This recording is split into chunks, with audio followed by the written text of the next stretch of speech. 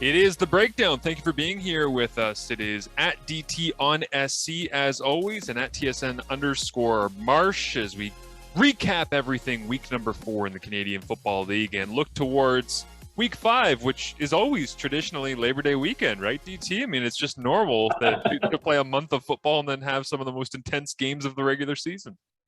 I don't know if this season is any different than any other season. It's all the same. As always, we want to thank the people that support us, and we ask you to support them as well as we welcome you to September here on Canadian Football Perspective. Sawdust City Brewing Company offering brewery fresh beer delivered directly to your door.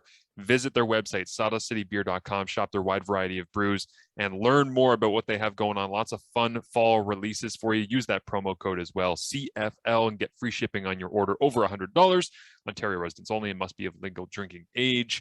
Let's dive in here to all things week number 3. Obviously, only a week number 3, I should say, 3 games in week number 4. And it is such an interesting group of games that we had because it felt like because they were spaced out Friday, Saturday, Sunday. We were supposed to have Thursday, Friday, Saturday, Sunday if Toronto and Edmonton would have played, but each of these games had their own character. Each of these games felt completely different weather, different surroundings, different storylines, different finishes. It felt like at times you weren't even watching the same league, whether you watched Friday, Sunday, or Saturday, Friday, or Saturday, Sunday, and you missed Friday. It's like they all had something different for you. What were your big picture takeaways from each of these 3 games that we had in week 4? Very quickly, Montreal is who I thought they were. Hamilton has rebounded. Ottawa is terrible, and BC will be just fine. Question mark. Calgary, still bad, but they look okay. And Winnipeg, I don't know, but I think they're really good. Boom, done. Let's go. Montreal, Hamilton, the Friday one to start with. Montreal, from that game, I take away Montreal is who I thought they were.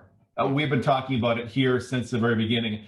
I had predicted regression for Vernon Adams, and as he sits here after week 4 with, I believe it's 52% completion rate, it's more regression than I would have expected.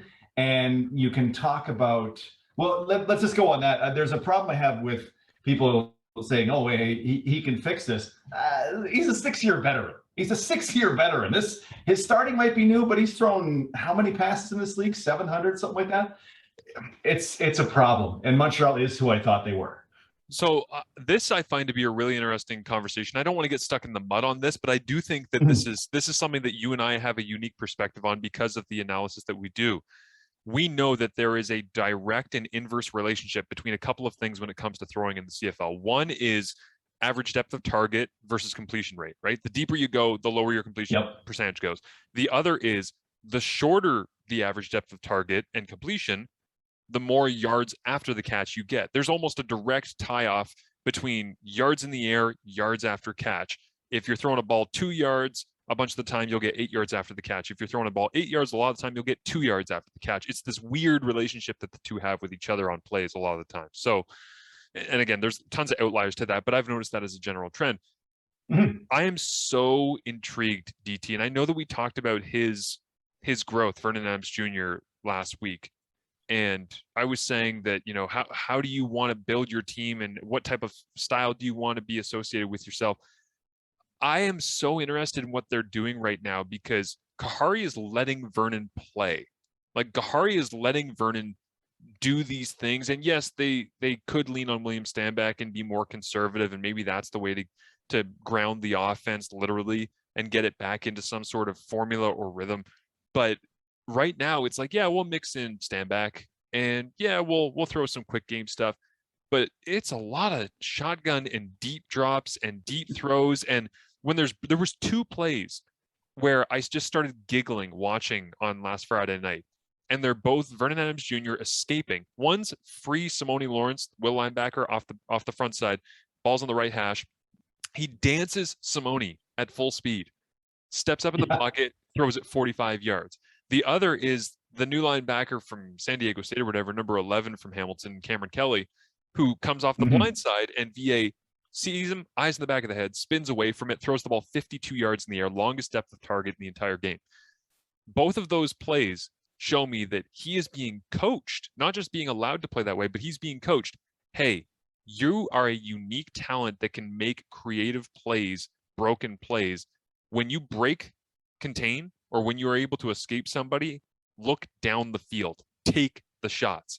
They're obviously telling him, do what you do, be VA, be the big play, be the arm that can sling at the left. And because they're reinforcing that. I read the article from Herb Zurkowski in the Montreal Gazette today about Vernon Adams Jr. leaning on his teammates for support because his accuracy is off. And the reality is he just missed a lot of the regular underneath and medium throws that he has made in previous times. And they're still trying to take those deep shots. And that equation has resulted in, well, you're taking the deep shots. They're not going to be incredibly efficient. You're missing the intermediate and underneath throws. That's going to drop your completion percentage. And the short stuff underneath is just dumb little things like on 3rd and 11 in this game against Hamilton, a left-handed offhand flip as you're being tackled to William Stanback, who's, I've learned this year, Stanback is incredibly clumsy when trying to catch screens. Like more than I thought he was, his timing and spacing and knowing when to turn, knowing how to release the angle that, like, screens are a real feel play.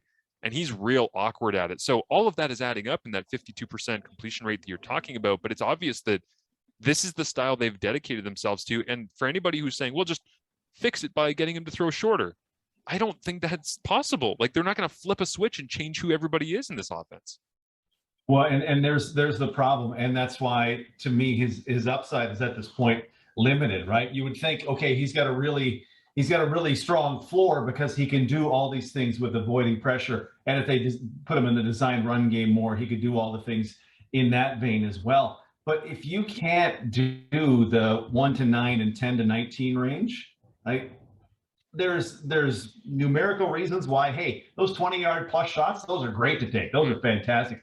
But you complete them 30 yards down the rail is completed 30% of the time in this league. You can't build your offense around that. And there are just things as you watch him that if I was a quarterback, I would be like, what? Just set your feet one time. Just set them one time and make the throw.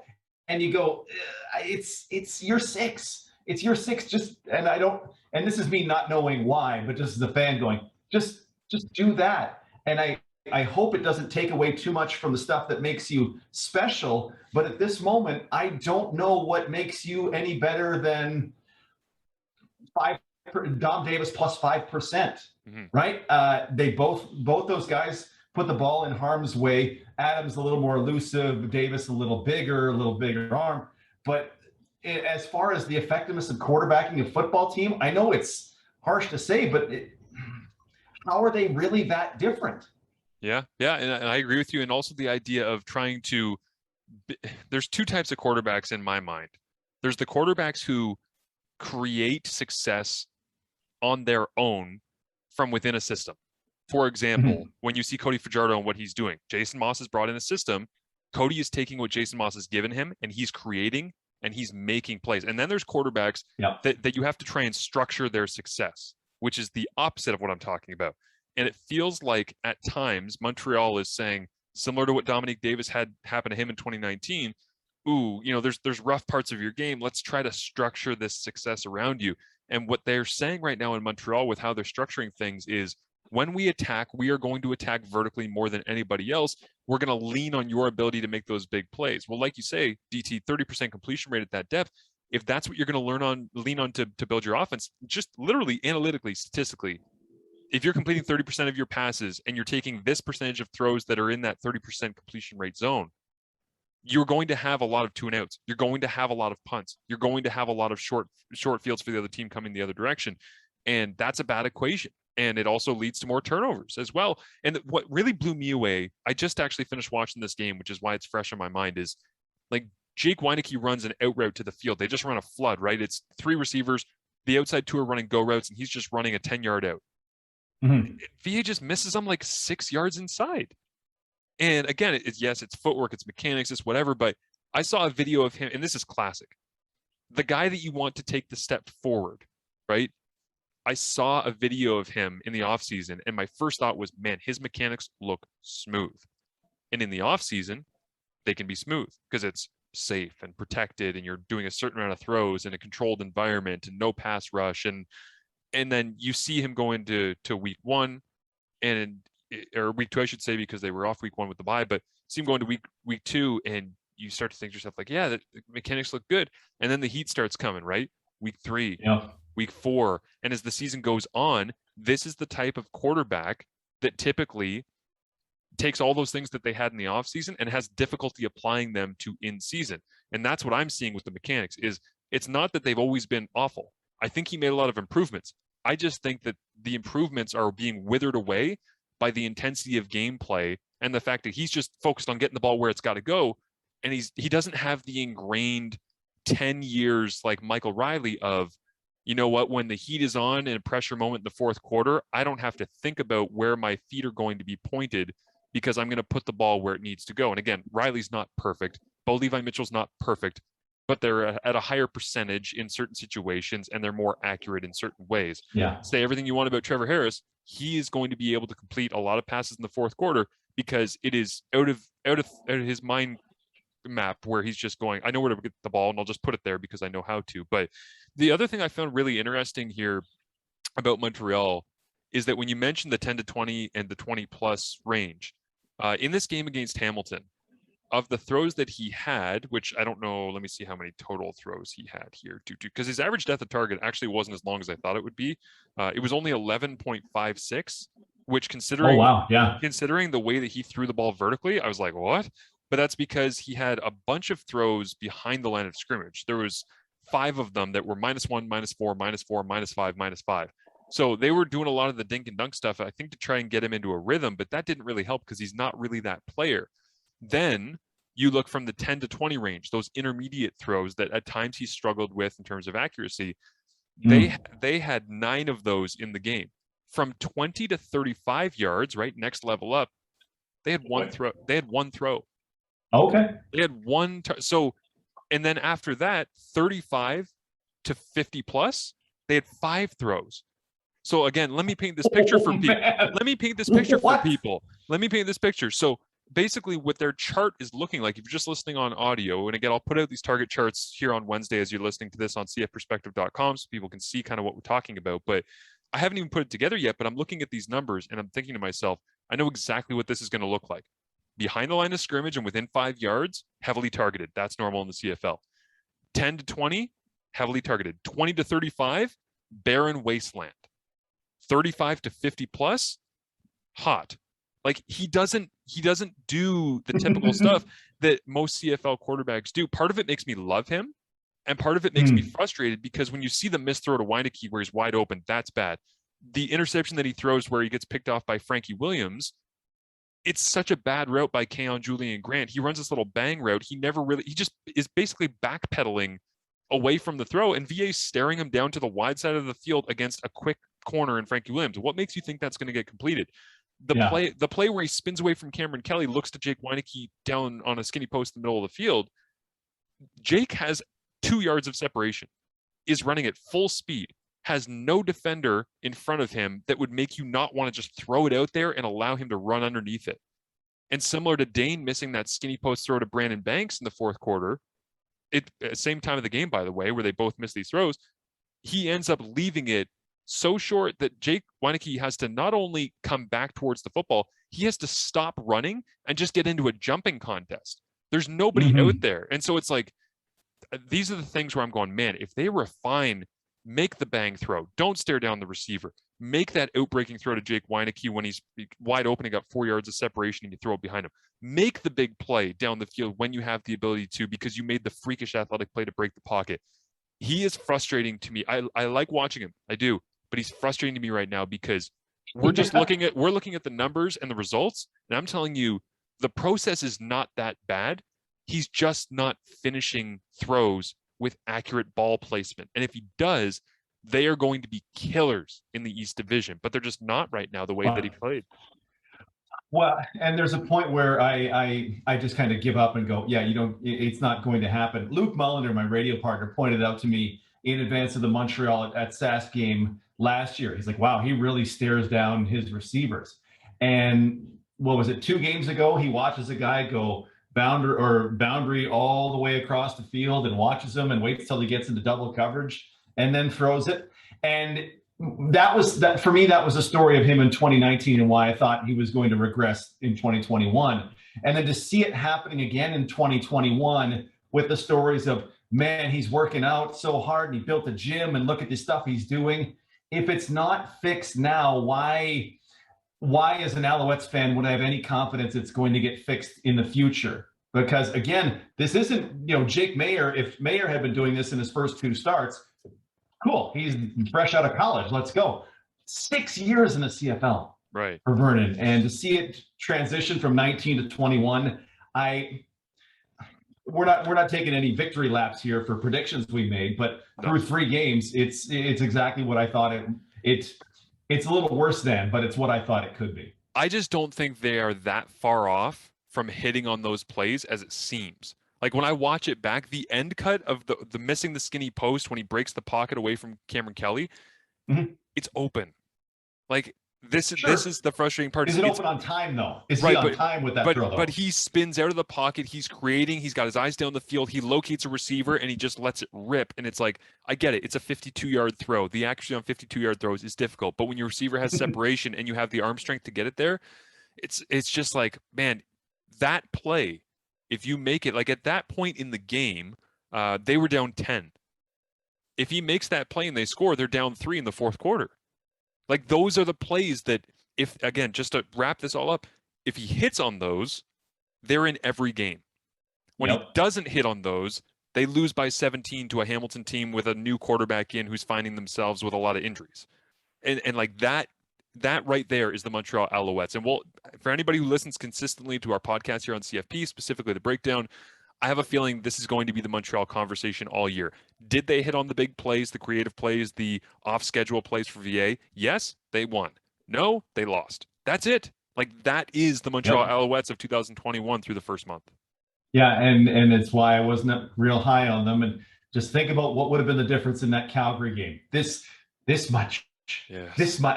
I don't even. My box isn't even big enough to describe how much it would have had to be. But it wasn't much bigger than my box. What did you think of Dane? Because I mean, 27 is what, double the number of points they put up in the previous 2 games combined. Yeah, I thought that he did what Dane does, which is be smart with the football. And I've been asked by a lot of people already going into Labor Day here. I was doing Sports Cage with you. I was on with Reed Wilkins in Edmonton today. I did Ben Grant's X's and Argos podcast, and we're all looking at the quarterback situation. And my take on Jeremiah and Dane and why I think Dane is the answer here going forward, despite the fact that I love Jeremiah, is Jeremiah's ceiling is way up here. Dane's ceiling, just as high. Jeremiah's bottom, way down here. Dane's bottom, somewhere in the middle.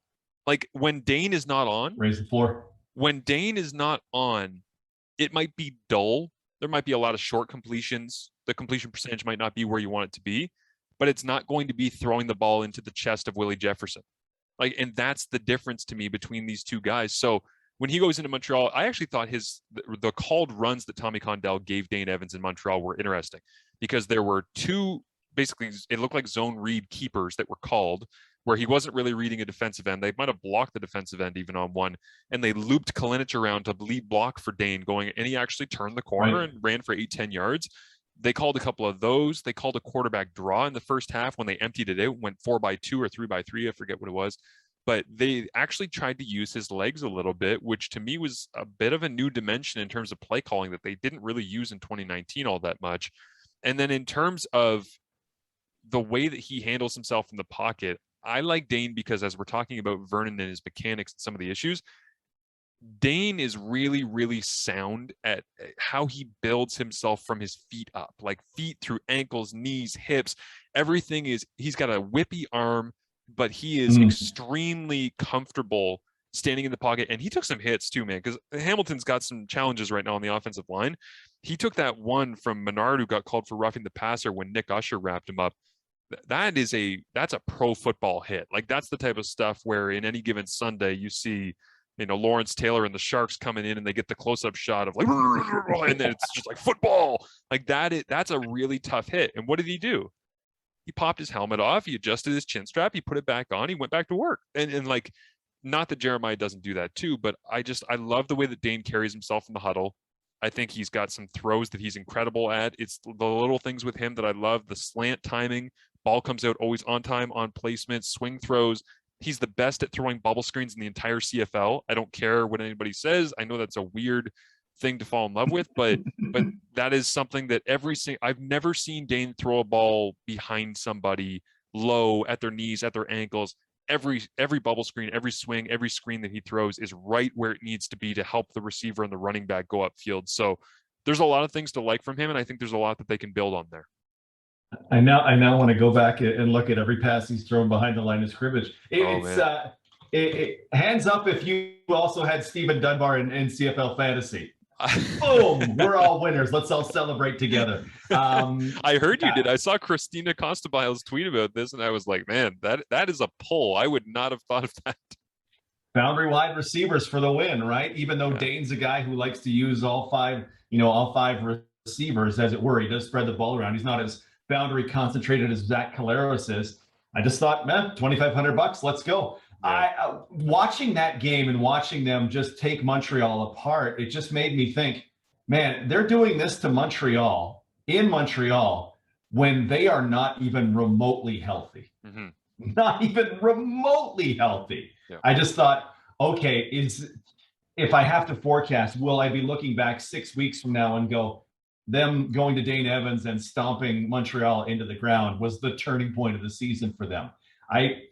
At this exact second, I kind of feel like it was. And if Toronto shells them on Monday, then I'll take that back, obviously. Yeah. But I just feel like, did they figure out, or did the lack of a preseason and the weird offseason, blah, blah, blah, did they finally figure themselves out here in this third game of the year? And for me, who thought Hamilton was going to be pretty great this season, I kind of hope they did. And if it's with Dane Evans, and I was calling for Jeremiah Masoli 3 weeks ago, bring it on, because whatever works. And for whatever reason it works, it very clearly worked on Friday.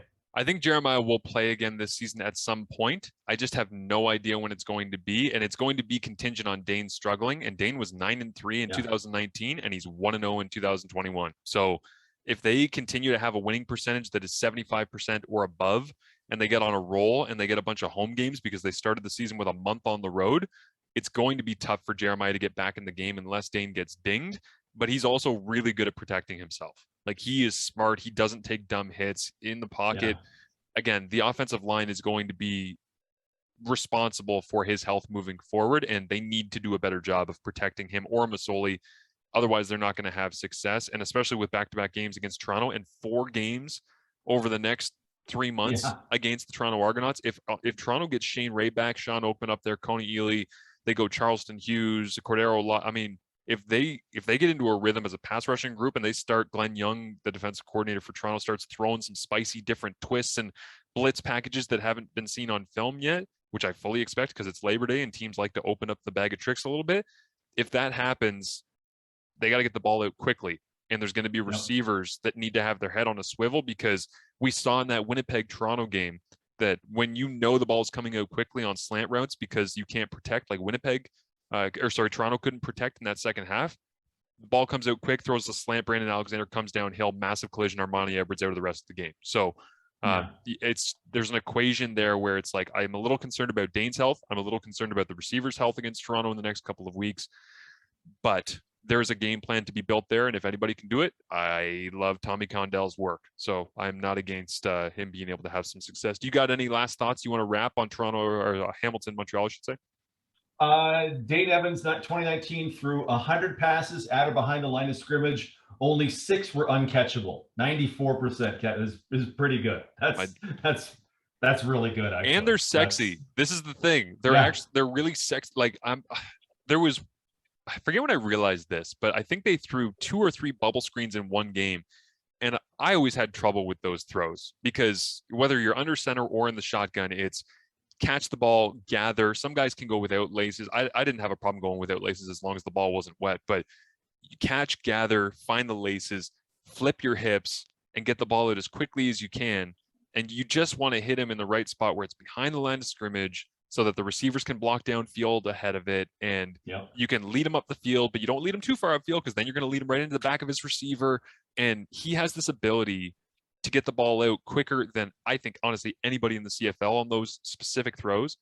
and I don't know how it's always on target, and he doesn't throw it tentatively. And again, this is nerd quarterback stuff, but there's a lot of ways to throw a bubble screen that you can lead a guy too far upfield, as I say. You can throw it behind him. You can throw it low and hamper his ability to turn upfield.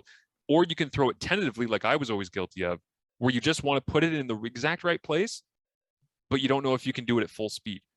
Dane throws bubble screens like he's throwing a 15-yard dig route between linebackers. And the tempo on that ball, I would love to have. One year at the Combine, when Michael O'Connor was there, we actually put a device on the football to measure spin rate and the velocity of the football in the air and all these things. We were testing something with Wilson through the CFL, and I would love to see that type of stuff on Dane's throws on bubbles and quicks and smoke screens and tunnel screens and all that, because he is unusually confident, and that's the type of little stuff that I see, and I'm like, that guy fits in the CFL because he makes that throw extremely confidently. So, all right, enough nerd quarterback stuff here. Let's move on to BC against Ottawa, a game I'll remember. Yeah, we will all remember for Marshall Ferguson's first of 500 CFL games called on TSN.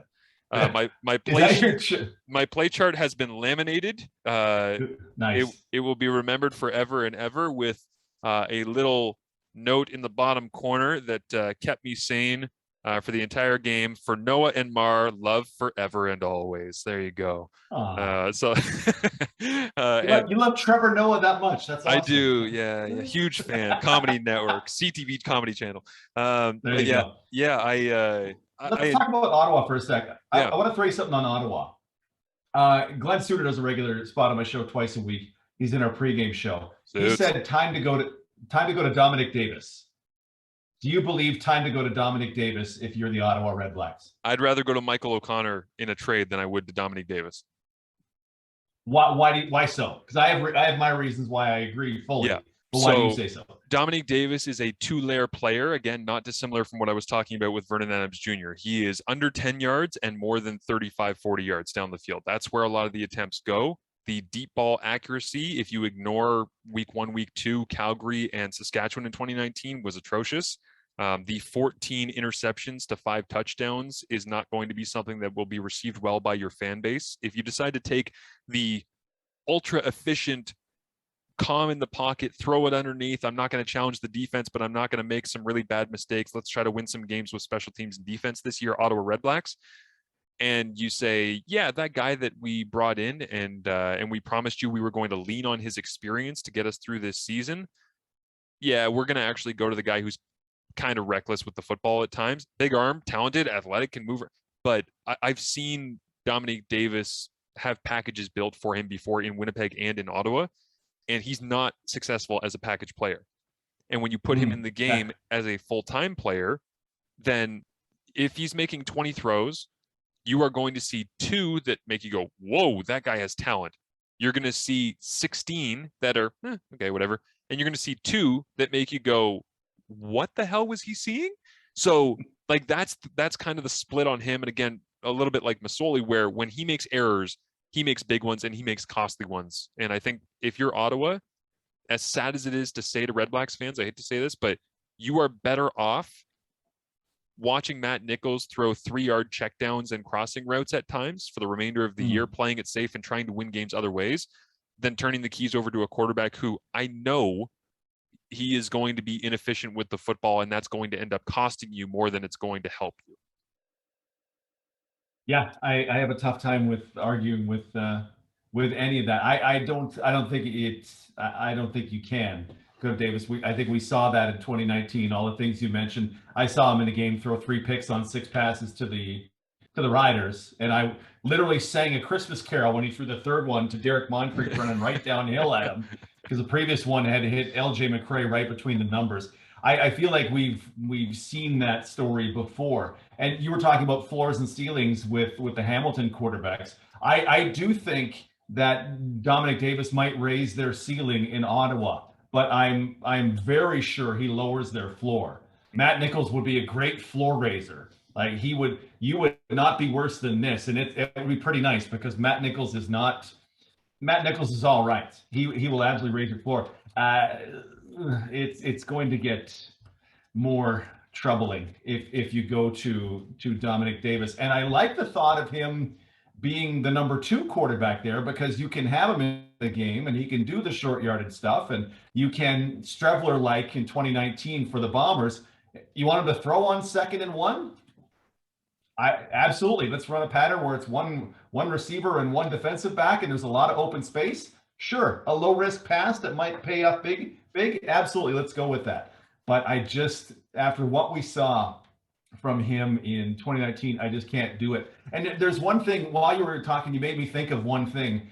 You talk about the 2 throws that Davis made. That game against Saskatchewan in week 2 of 2019, he was unbelievable. Yeah. That was a at least top 5 in the CFL in 2019 quarterback performance. Phenomenal. But one thing we kind of do as football watchers is we look at what a guy can do and go, well, he can do this. But we don't look at how often he does what he can do, right? He can make throws with anybody in the CFL. Okay, sure. But how often does he do that? Mm-hmm. Oh, 4% of the time? Well, that's not good, right? It could be amazing, but 96% of the time it's below average, right? And so what he can do is not nearly as important in my mind as how often he does what he can do. It makes a lot of sense, honestly, DT. And potential is just what you haven't done yet, right? And he's been labeled as a potential guy. There was Jack Armstrong used to always say this when we talked to him about basketball and the Raptors. He would say there's some guys in the NBA who I call forever potential guys because they get to stay in the league. And for him, Andrew Wiggins was actually that player, where he was saying his entire career, he's been the next big guy. He's got all the skills and the length and the athleticism and he'll grow into that guy. Yeah, he's got potential. Yeah, you're looking at it now, you're like, how long has he been in the league? How many years? And you're going like, is he ever going to become that guy? Or does he just get a free pass to be getting opportunities because he's forever potential guy who shows you flashes? Because this is the thing about players like Dominique Davis. You look at his build. You look at his athletic skill set. You look at his arm, and it just makes you drool. And then, like I say, he gives you those 2 throws out of 20 that tantalize you. He gives you 16 that are whatever, and he gives you 2 that are awful. But the 2 that are awful always hurt you more than the 2 that he makes that are great. And that's the equation that leads to him being where he's at this point in his career. I have a really hard time imagining that Paul Appelese will be able to, on short order, extract greatness out of Dominique Davis, which is why I don't think that, and again, that's not a shot at Paul. Like, Paul's one of the best at what he does. But I just don't think that this is the right situation for Dom. I don't think they anticipated having to go to Dominique Davis by the time they finished the first month of the season.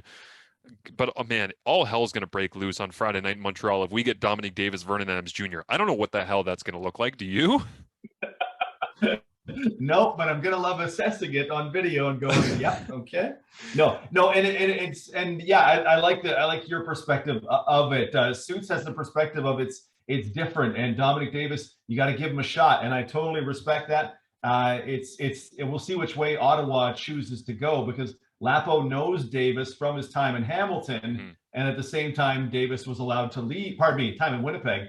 Davis was allowed to leave Winnipeg to go to Ottawa. Yeah, and you go, okay, well, as an outsider with no knowledge of what's going on behind the scenes, what should I take from that? If he was the next great thing, would Winnipeg have let him leave in the first place? I don't, apart from that, I honestly don't know.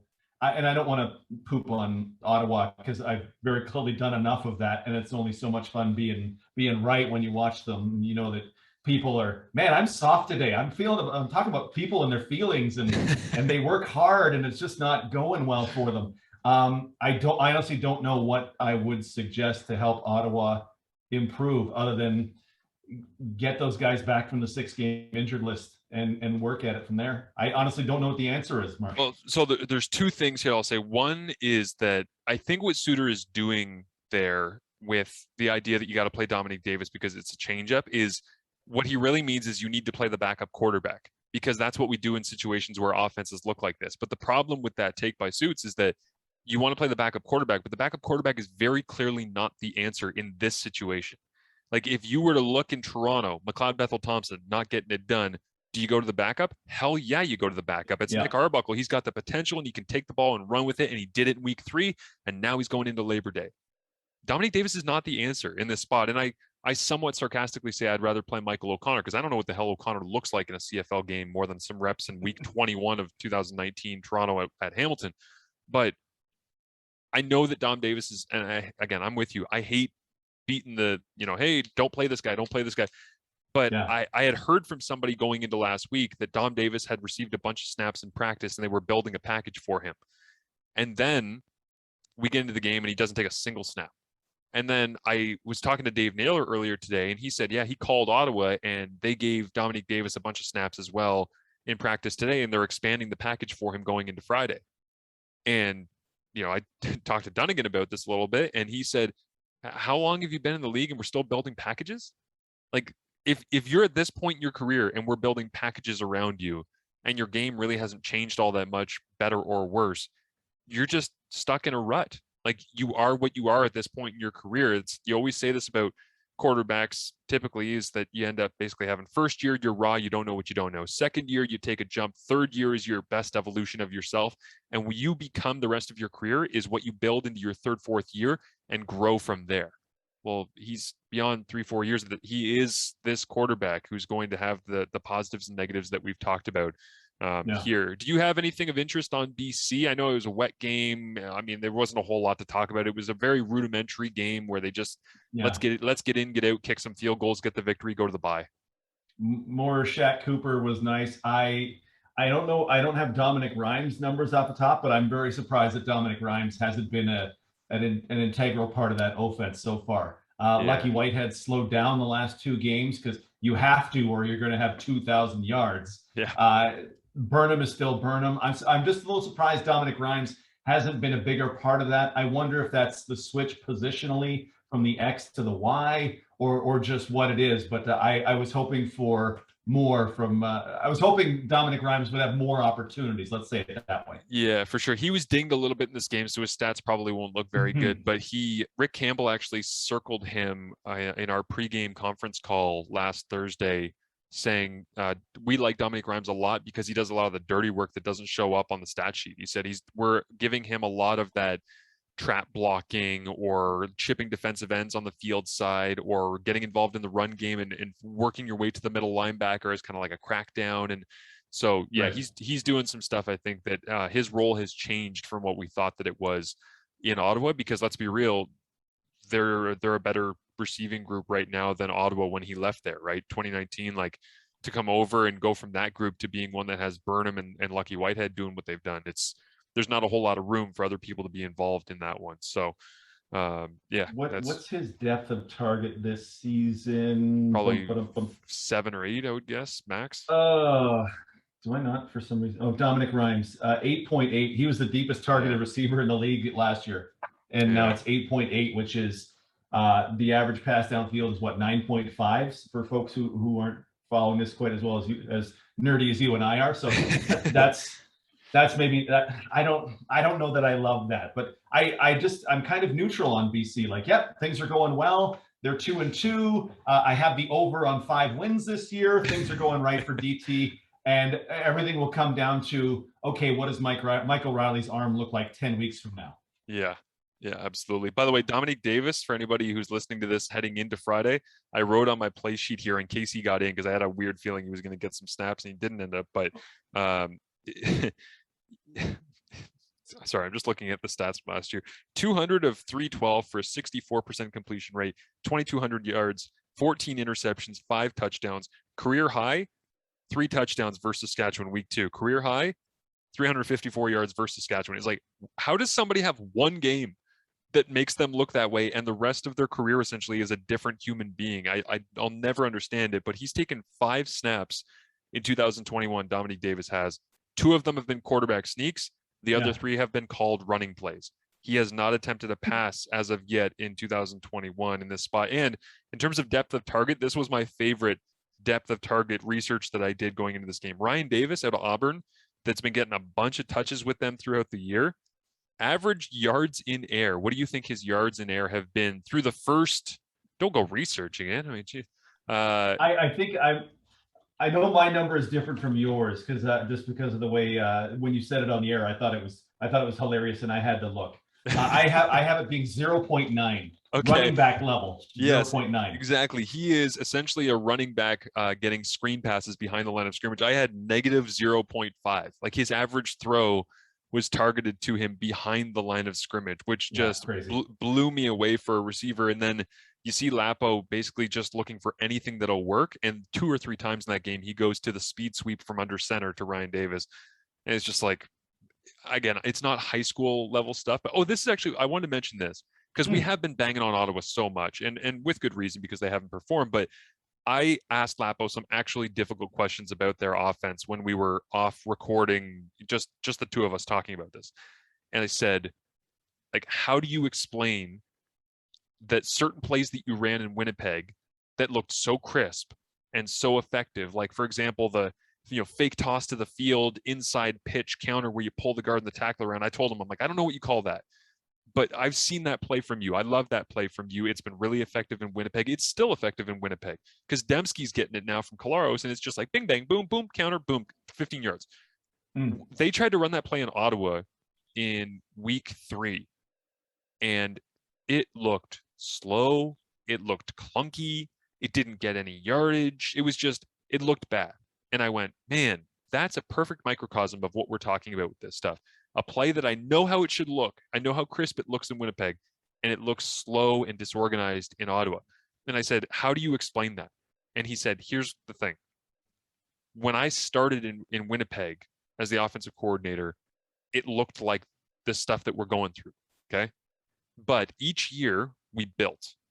And so we could put in something, and in training camp, they knew how to run it because the core group was there and they understood. We had continuity, and we continued. Kyle Walters re-signed a lot of our guys, and we had the same head coach, Mike O'Shea, through all of this ups and downs that we were going through. And the offense was building year over year over year. We got faster, we got smarter, our terminology became more effective, our turbo package got better.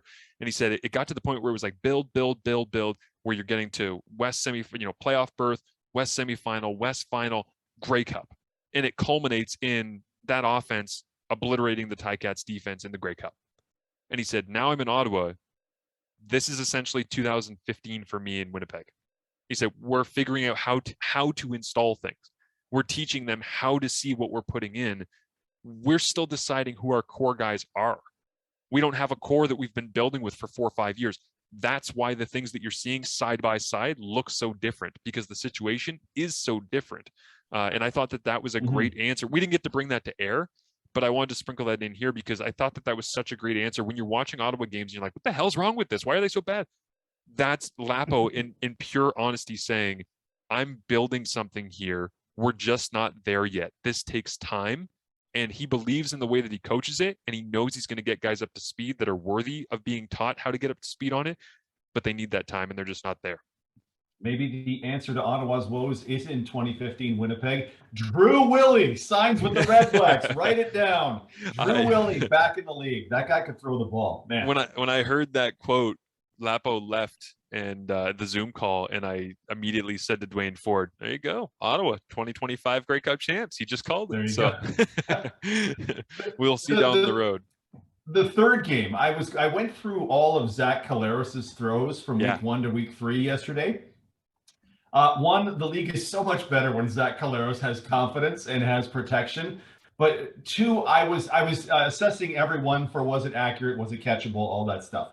And man, he is laser pointed, and that back foot is down, and that ball is gone. And it's not like Ottawa is doing short stuff, but Collaros is just, I mean, he just bam the ball, and the receiver's open. It's right on target. There were a few times where I had to, those throws where you have to rewind it and go, oh, he put it behind him. Let me take a look at this. Oh, I'm looking at the all-24. Oh, that guy's going to get mushed by the will if he puts it in front of him. So that's actually a really good throw. Accurate? Yes. Collaros is on it this season, and the league is so much fun when Collaros is on it, because he has all this great quarterback stuff in the pocket, and his throwing style I find entertaining. But then he does the scramble stuff, and there's not more than one quarterback better at eluding the pressure in the pocket, and I love it. When Collaros is good, the league is good. Yeah, I have nothing to add on that. That is everything I wanted to say about Zach. The accuracy, the confidence, the playmaking, that's perfect. I will let that stand. I'll just say on Jake Meyer on this one that I'm gonna dive in this week on CFP and do an article on anatomy of a completion streak because I want to look at Matt Nichols. This is what's crazy too when we're talking about the era of efficiency and completion percentage in the CFL. The single game record for completion streaks in the last essentially 15 weeks of football that have been played in the CFL, we've had 3 players set completion streak records that are all-time records. Matt Nichols in 2019, Dane Evans in 2019, and now Jake Meyer. And all of those are on the top 10 all time in the history of Canadian football passing games. There's been a hell of a lot of games. And that tells me kind of where a lot of these teams are at. The skill level and the accuracy of quarterbacks when they're on in this era is pretty special.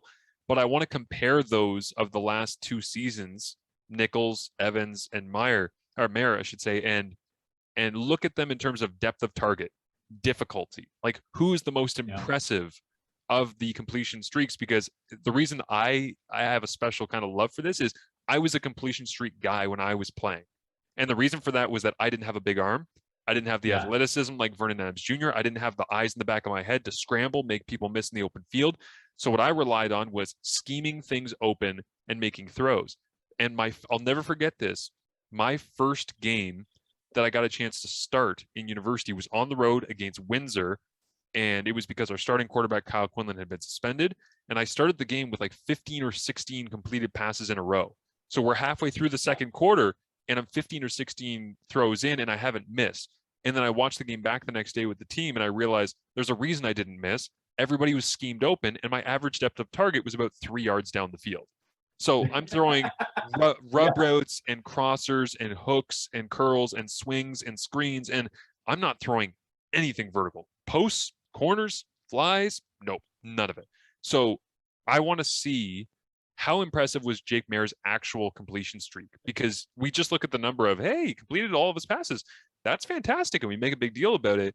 And I'm not saying that he didn't throw vertically. I'm just saying I need to dig in and find out whether or not this dude is for real and he was on target with all those throws and we should be applauding him even more going into Labor Day, or is it a bit of a fallacy where he didn't really have to make any difficult throws? They were all schemed open by Dickinson, and maybe he's not as good as we think going into Labor Day, and maybe Edmonton has an opportunity to take a shot. So yeah, that's what I would say about Jake Mayer at this point. Yeah, I just ran because Fajardo in the opener of the season did 15 for 15. Start that one, average 6.1 yards downfield. Right, okay. Those are passes you complete. On average, the league would complete those 80 to 85% of the time. Yeah, even across the width of the field. I'd have to dive in and compare it to the actual 35 zones I would have, but it was a little above expected. Let's say that when you go 15 for 15, or Mayer's case, 17 in a row. Awesome. Yeah. I don't know where he's going with this. I don't know what kind of quarterback. He might be out of the league in a year and a half, but damn, is it fun right now. Yeah. It is fun right now because I say this on the radio a couple times. I would have been nothing like that. I would have been scared, and I would have been little dribbles. There would have been little dribbles. That would have been my nickname. Suits would have given me the nickname Little Dribbles, or Dunnigan back in the studio would have called him. Look at Little Dribbles here on the rollout. Would have been awful. Mayer is just going for it, and I love it. Yes, yeah, he is fun for sure. And again, Calgary, Edmonton coming up on Labor Day as Edmonton gets back into action. Let's tee up what we are looking for. What we want you to look for in these matchups. As of right now, we have a full slate. We believe that Edmonton's going to be good. So we'll begin on Friday night. It's Montreal and Ottawa. What do you want people to watch for? How far under the total it goes? It's currently 42.5 on the CFL's official betting partner. Would you bet it under 26.5? The way these two offenses have gone. This is one of the winnable games for Ottawa. When I sketched out this season, and of course I do a lot of gambling stuff with TSN Edge, I looked at over under 3.5 wins for the Red Blacks. I kind of penciled out, okay, well, the games at home to Montreal to me are their winnable games. And at the time I thought the games at home to BC would be their winnable games.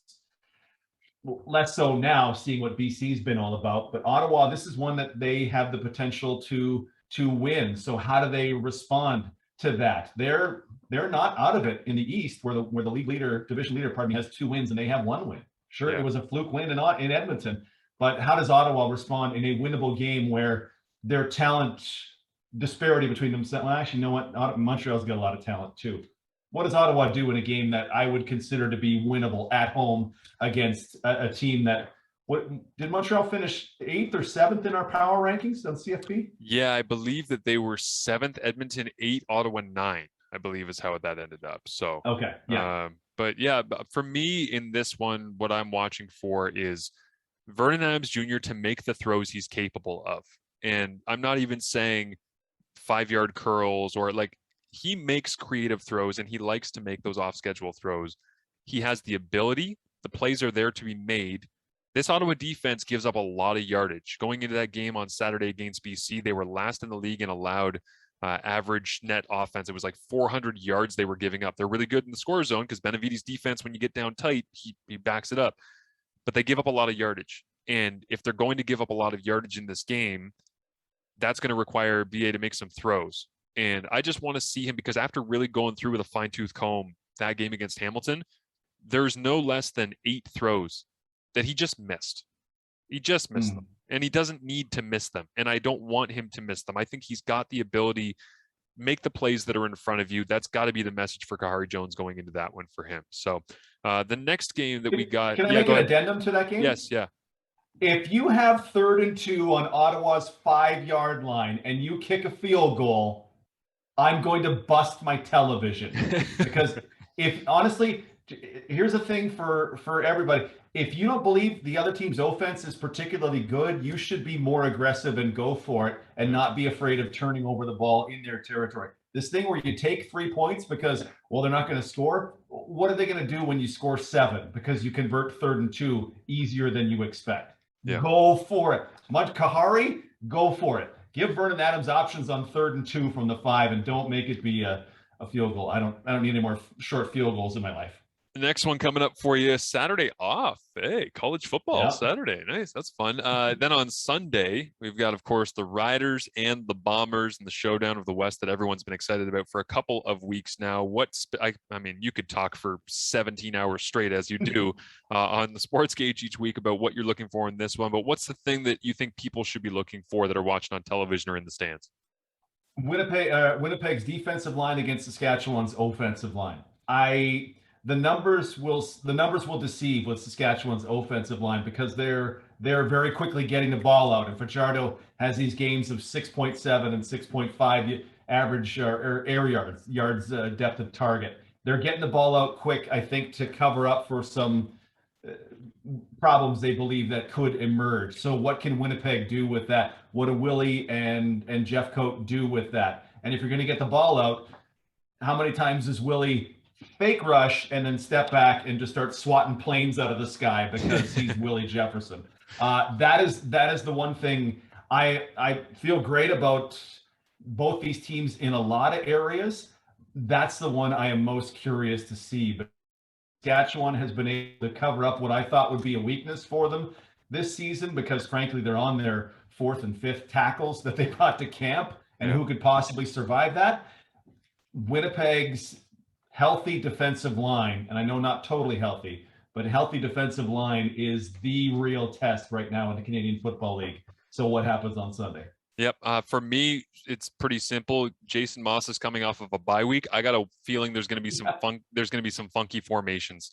There's going to be some different motions. I'm interested in the creativity of what Saskatchewan does, because I don't think that you can go up against that Winnipeg defense and just run it straight into them and hope for the best. And I don't think that you can run the basic pass offense that, at times they've just been able to script and beat BC on the first couple of drives in that first game of the year.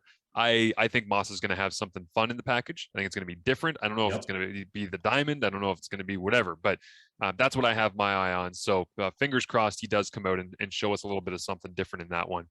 Monday, Hamilton, Toronto. I will just say on this one that when I look at Nick Arbuckle and Dane Evans, I think that it's the future of both franchises. And I hope that this is the first of many Labor Day Classics in Ontario where we get those two guys going against each other. In terms of supporting cast, I think Toronto is better off right now. I think they've just showed that DJ Foster and John White can get you back-to-back 100-yard games. I know Wes Hills is pretty banged up for Hamilton. Sean Thomas Erlington, can he carry the load the whole time? If this game comes down to playmakers making plays when they need late in the game, my bet is in Toronto, because I think that they've got just a really varied group, regardless to be seen whether or not DeVaris Daniels is ready to come back as of yet. But I just feel like Toronto's got this personality that they showed off week 1 in Calgary and then week 3 at home in their opener against Winnipeg, where it's like, we just don't give a damn what we're supposed to think of everybody else. Like we're not the same old Argos team that, flexes and then at the first sign of adversity cowers, because I've really felt like that, especially in Labor Day Classics. They go into Hamilton, tough environment, loud, crazy. I think they'll be able to fight through all of that. And I think Toronto ends up actually winning the Labor Day Classic in Hamilton and sending a message. So I'm interested to see how they respond to some adversity in that game, because I think they're more mentally tough than we give them credit for at this point in the year. Yeah, I think Toronto is for real. I also believe Hamilton is for real. So this will be a really nice one. Yeah. The two teams that meet in the East Final, Toronto and Hamilton, will be different than this one. Hamilton, like I've talked about before, is going to get healthy. Hamilton, I don't have the updated one for the game against Montreal, but STE getting 0.8 yards before contact, while DJ Foster gets 4 yards before contact. Let's go ahead and fix that up a little bit if you're figure out whatever it takes for Hamilton. But whatever we get this week, I feel like Hamilton turned a corner last week. Toronto is at least the 3rd best team in the CFL, though. So this is going to be a real good test, and not one if Hamilton comes up on the short end of this, I'm certainly not writing them off, because they have a lot of bodies, and super important bodies, to get back in there. But I'm going to enjoy this to see if it confirms what I've kind of believed about Toronto. My only thought on this game and the next game and the two after that are happening between these teams is it just determines home field for the East Final. That's my whole thinking on this. Is you can make a big deal about Labor Day or the rematch or it's the Argos, it's always a big game. This 4-game set you're going to get over the next 3 months, the whole thing is just going to determine the East Final. And at that point, it's going to be a question of who's the healthiest when you get there, who has home field, who's playing the best football, and who executes on that day. That's what this entire season in the East is going to come down to. These two teams and those opportunities to make plays in the games against each other and steal home field. And then when you get home field, you use it. So Hamilton dearly wants home field because they want to play an East Final at home before potentially getting a Grey Cup at home. Whether or not Toronto has the mental fortitude that I mentioned to overcome that passion, that energy that's going to be in Hamilton, that's going to be great to watch. I'm excited to be able to find that out alongside everybody else. Last one of the weekend, the game that we think will be played, which is still a weird thing to say, but Edmonton and Calgary, for me, Edmonton's been off the field quarantining, not allowed to practice with each other. I just want to see what the hell their offensive rhythm looks like. Because it wasn't great through the first 2 games of the season. Obviously, the 3rd week, they end up going into BC, getting the victory, but it looked better. Ellingson was significantly better, but it didn't look like they were everything we expected they would be at the start of the season. Now you've been sitting in a hotel room or in your house for essentially a week, and I just wonder how many points they can possibly put on the board and produce and understand body language and timing and cadence and huddle when you just haven't been at practice. Because if you miss a day or 2 of practice due to injury, you feel it on game day. When your entire team misses a week, what is that supposed to look like when you hit the field?